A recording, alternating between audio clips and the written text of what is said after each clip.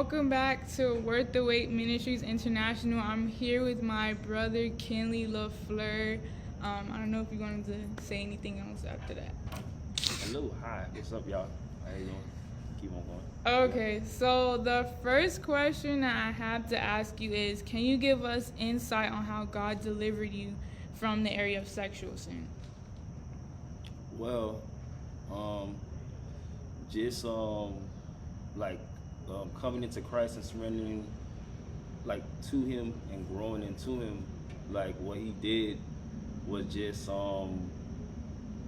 give, like, first and foremost, like you gotta understand, like, just like with any guy, like from like God's perspective, a man's perspective, like coming from the world, like we're taught the natural or the norm is to be sexually promiscuous.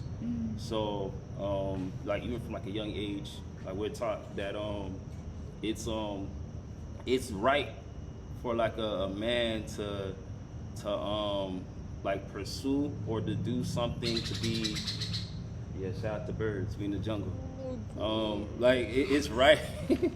It's right to whether like to pursue, like I'm talking like at a young age, to pursue or to show some type of, whether like that's your girlfriend or this and the third. So just coming from like that type of background, and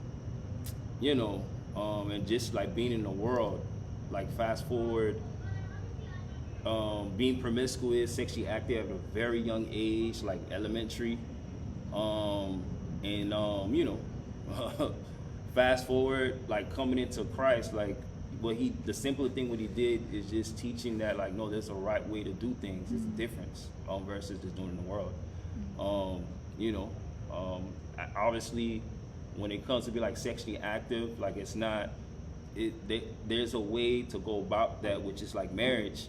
And also, and I don't know if you're gonna get into that question, that there's many things that he wouldn't want us to go through, that whether it's heartache and pain, even though I don't have kids, but just go through heartache and pain and broken hearts, me breaking hearts and going through broken hearts, all that stuff being experienced because of, coming from like a mindset of being like sexually, open, wide open. Oh my God. You continue. That was funny. What the heck? Okay. Okay. Don't worry about it. We're in the jungle, guys. Live in the jungle. Okay. So, what advice would you give to anyone who's battling with sexual sin? Like, if they wanna, just answer that question. Well, I'll say first and foremost, like, I wouldn't judge them. A lot of times with Christians, what they'll do is, it's like, just like with anything, like first and foremost, you gotta treat the person like a person.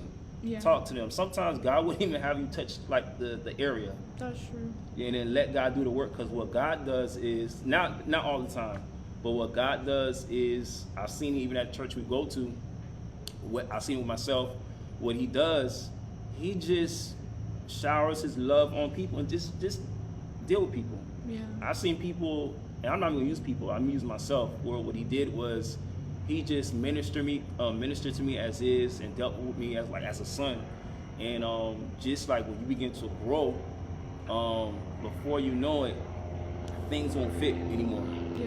So with that being said, like, and then I say that also because there's a root cause to everything. Yeah. There's a root cause to everything. When it comes to sexual sin, that's an issue that is rampant, one of the greatest sins out there. Obviously, there's so many sicknesses and disease and heartaches and there's so many things that people have been destroyed or affected because of that situation.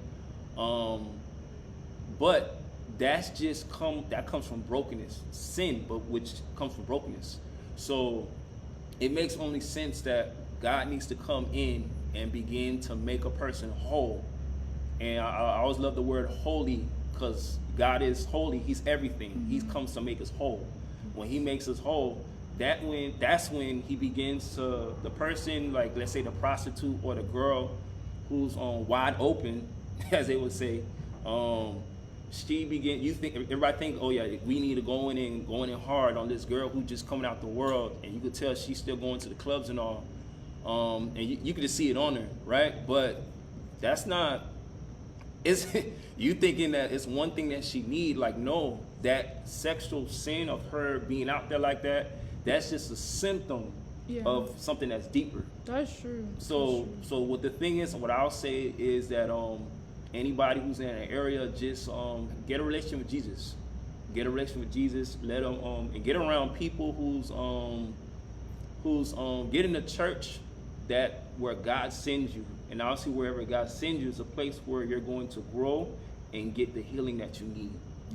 You know, a lot of times people, for many different reasons, like I know me personally, I'll share this. I know one main reason why I know like I into you know sexual sin or whatever the case is, it always stems from a level of like loneliness. That was one. A lot of people be saying like I just was lonely, like. And I'm saying that even like as a guy, you don't hear too many guys saying that. Like you probably hear like women say that or whatever. Yeah. Or whatever. Like, you laughing, but like even as a guy, like loneliness. And like, okay, why are you lonely? Why are you lonely? Okay, you growing up. I didn't grow up with my father. See, fatherhood, you know. And then, but once Christ come in, and he not only he just like he's a father to you, and he begins to clean that up. That's when, like, okay, it doesn't fit anymore. Yeah. You understand? Yeah. So like, just to make it simple, the best advice I give to somebody, go to Christ. Like, go to Christ. Like, get a relationship, a real relationship with Jesus. Talk with him. And God, he's a pacer. He's gonna pace you. Things don't happen overnight. As in like deliverance or even healing in that area. But that's the journey must first start when you give your heart over to and get into a personal, intimate relationship with Jesus. Because that's when the real work gets started going. That's true. Okay, so the next